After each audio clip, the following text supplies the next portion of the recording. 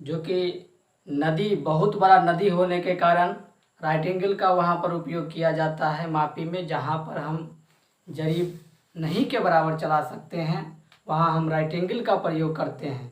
तो वही right angle के बारे में कुछ चर्चा करेंगे और उसका हम कुछ आपको जानकारी देंगे, जो राइट एंगल कहाँ पर चलाएं और कहाँ पर नहीं चलाएं, चलाएं तो कैसे चलाएं। अब चलाने का तो नियम भी आना चाहिए, कैसे हम ज़मीन मापते समय राइट एंगल का उपयोग करेंगे। ये कोई ज़रूरी नहीं है कि पानी ही बाधा बने तो राइट एंगल का उपयोग करें, वैसे आप मापी नॉर्मल मापी भी करते हैं तो राइट एंगल का उपयोग कर सकते हैं। तो आज हम आपको वही राइट एंगल का फिगर बना करके, नदी है और नदी को पार करके कैसे आपका दूरी उसका पता आप पहचान में लाइए कि लंबाई कितना है उसका। इसके बाद आप अगला झंडी से आप आगे बढ़ाइएगा। तो वही हम बता रहे हैं फिगर के माध्यम से, जो आप लोग देखिएगा। तो मान लीजिए कोई नदी है तो इस तरह बह रही है, नदी जो आपका है जो इस तरह बह रही है, जो पानी है मान लीजिए इधर की तरफ बह रही है नदी।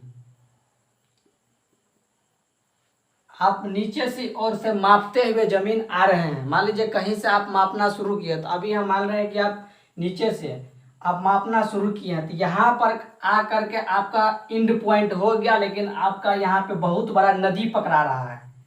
नदी पकड़ा रहा है, नदी यहाँ से नदी चालू हो गया है और यहाँ तक हमारा नदी है। तो इसका बीच का दूरी आपको मापना बहुत कठिनाइयों का सामना पड़ता होगा। तो राइट एंगल इसीलिए बनाया गया है जो कि आप कठिनाई का सामना न करना पड़े और आसानी से आप उसका दूरी तय कर सके।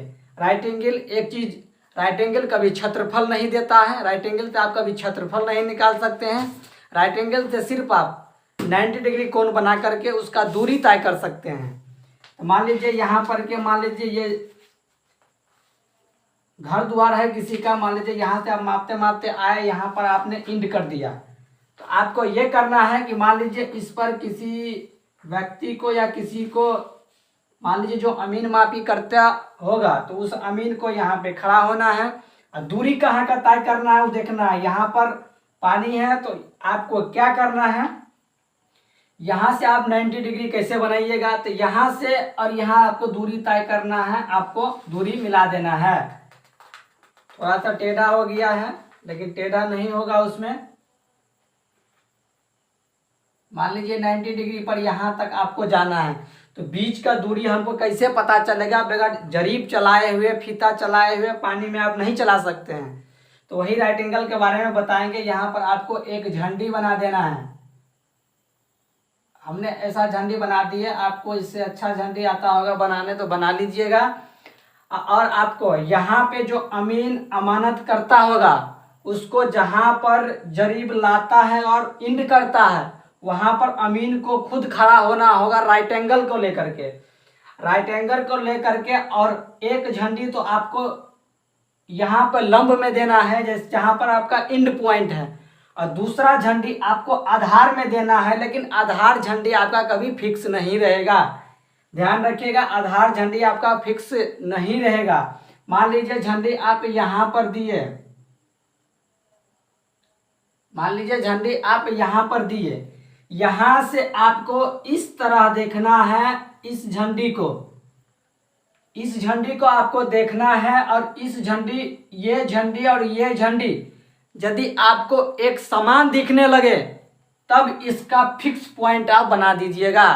हमने क्या बताया आपको, अमीन को यहाँ खड़ा रहना है और यहाँ खड़ा रह करके ये झंडी और ये झंडी उसको एक दिखने लगे। मान लीजिए दो झंडी है, हमको एक झंडी दिखने लगे, यहाँ पर आप एगो समय आएगा जो आपको एक झंडी ही नजर आएगा, उस लेंस में देखिएगा आप तो वो देखिएगा तो आपको एक झंडी नजर आएगा, तब आपको यहाँ पर फिक्स पॉइंट बना देना है। लेकिन फिक्स पॉइंट आपको गुनिया और प्रकार से पहले नहीं बनाना है, क्योंकि इसका दूरी का माप आप पहले नहीं कर सकते हैं। ये झंडी बदल भी सकता है। मान लीजिए पहला झंडी हम यहाँ पर रखें, मान लीजिए पहला झंडी हम यहाँ पर रखें, पहला झंडी हम यहाँ पर रखें, यहाँ पर रखे तो ये झंडी और ये झंडी मिलके हमको एक झंडी नहीं दिखाई दे रहा है। तो हम फिर इस झंडी को उठा करके यहाँ पर डालेंगे, फिर देखेंगे कि यहाँ से हमारा वो झंडी दिख रहा है कि नहीं दिख रहा है जो लंब में है। दोनों झंडी एक समय ऐसा होगा जो आपको एक दिखने लगेगा।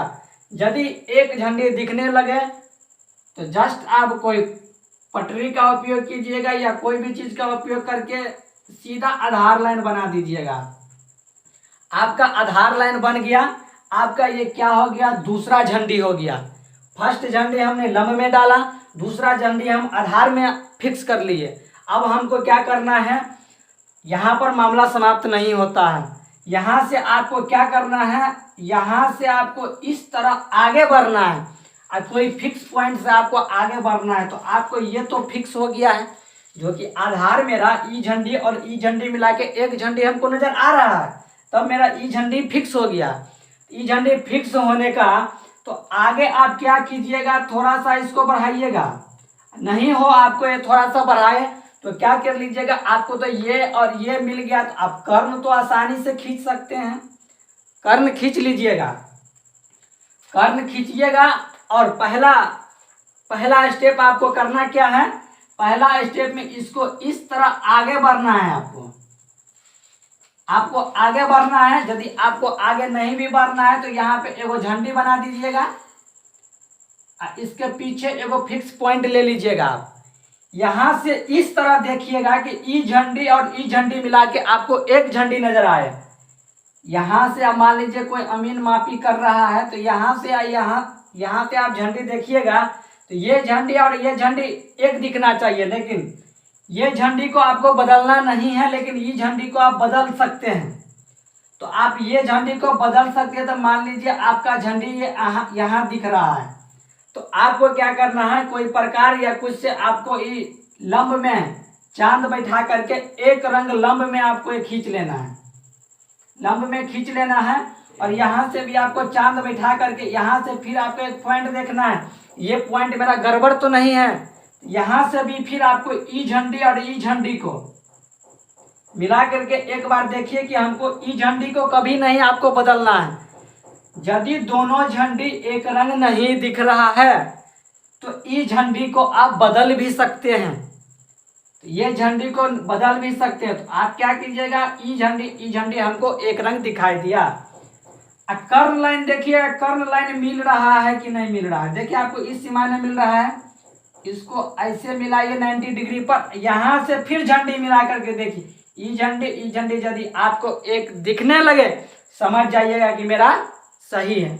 आप आसानी से आप निकाल सकते हैं इसका लंबाई।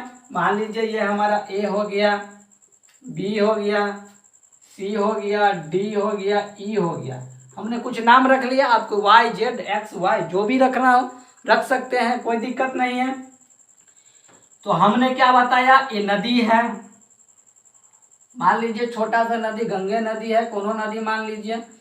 इसको अब बनाए तो बनाए कैसे हम, इसका तो दूरी भी तय करना है हमको। तो दूरी देखिए आप पैथागोरस प्रमेय से भी निकाल सकते हैं। थ्योरम जो आता है जो 10th में 9th में आप बहुत सारा पढ़े होंगे, उतना हम बताने चलेंगे तो वीडियो देखना आपका मुश्किल हो जाएगा, इतना बड़ा वीडियो हो जाएगा।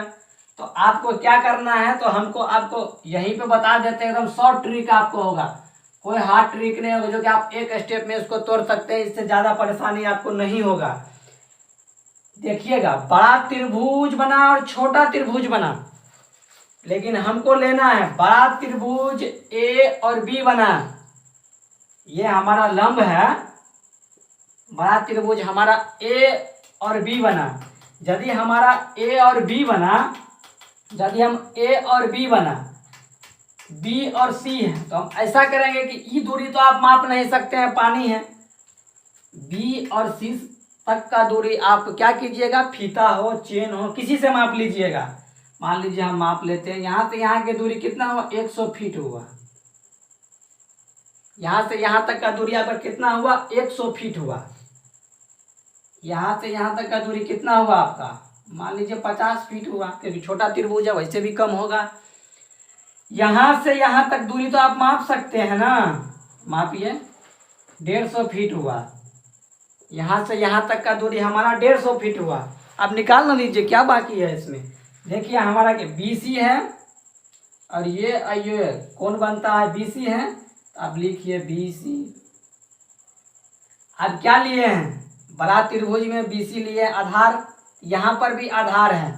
आप ले सकते हैं CE लीजिए बराबर C हुआ आपका। तो बड़ा लिए तो छोटा भी लिए, तो हमको क्या करना है, BC आधार लिए हैं तो यहाँ पे कितना है हमारा CD है। BC लिए हैं तो यहाँ पे आपको ले लेना है CD। अब हमको क्या लेना है, आधार ले लिए हैं तो अब लंब बचा है हमको। लंब इसका क्या निकालना है, हमको लंब निकालना है। क्या है हमारा 150 है, 150 सॉरी क्या है D और E है। यहाँ पे आप D और E ले लीजिएगा, मान को बैठा दीजिएगा, मान निकल जाइएगा। देखिए BC का मान मेरा कितना है, 100 मेरा BC है और हमारा CD कितना है, CD 50 है। AB का मान हमको निकालना है। DC कितना है आपका, DC सवाल में 150 है। तो कभी भी आप देखिएगा कि जब बराबर लगा रहे तो आप कोना कोनी नहीं काट सकते हैं। आप ऐसे काटिए 50 या 150, ऐसे भी काट सकते हैं आप। 100 और 3 को गुना कीजिएगा तो आपको 300 होगा। 300 क्या होगा, तो फीट होगा। AB बराबर, तो AB बराबर 300 फीट होगा। ये हमारा यहाँ लंब, पानी में जाने की कोई जरूरत नहीं है। आपको बन गया आपको 300 फीट। आपको एक बार समझा दिया हम कि कैसे आप हमने बनाया। हमने एक झंडी यहाँ पे लगा जहाँ से अमीन मापी करना शुरू किए, यहाँ तक आपका उसका एंड पॉइंट आ गया। यहाँ से उसको नदी पकड़ा गया, नदी में तो मापी कर नहीं सकता है वो, तो यहाँ पर एक झंडी लगा दिए। जहाँ पे मुश्किल पे हमको पहुँचना है यहाँ पे लगा दिए। यहाँ से क्या किया, यहाँ से झंडी लगा करके एक झंडी, आधार में झंडी को अदल बदल कर सकते हैं, लेकिन लंब में जो हमारा झंडी है उसका कोई बदलाव नहीं करेंगे। तो ये झंडी और ये झंडी हमको एक दिखने लगे तब हमको यहाँ पे फिक्स पॉइंट बना लेना है। फिक्स पॉइंट से लेकर यहाँ से यहाँ तक एकदम सीधी लाइन होनी चाहिए, 90 डिग्री का कोण आपको बना देना है। बनाने के बाद यहाँ से 2 तरीका पैदा लेता है। पहला तरीका जो आप कर्न खींच के बना सकते हैं। दूसरा तरीका, आप यहाँ से इस तरह झंडी को देखिए, यहाँ पर एक अंदाजा से आप झंडी लगा दीजिए। अंदाजा क्या, 90 डिग्री बढ़ा करके यहाँ पे झंडी लगाइए। आप इस तरह से इस तरफ से इस प्रकार को देखिए कि ये झंडी और ये झंडी हमको एक दिखना लगे। यदि एक दिखना शुरू हो जाए आपका ये झंडी, तो आपका ये फिक्स पॉइंट पकड़ा गया और 90 डिग्री का कोण बना दीजिए, आपका मामला वही समाप्त हो जाता है। तो इसीलिए हम फार्मूला पे बैठा दीजिए। और नदी भी हमारा बहुत बड़ा है, जानिए कि आप गंगा नदी ही है। तो आपको हमारा उम्मीद है कि आपका वीडियो अच्छा लगा होगा। तो मेरा चैनल को सब्सक्राइब कीजिएगा, लाइक कीजिएगा और अपने दोस्तों में अधिक से अधिक शेयर कीजिएगा।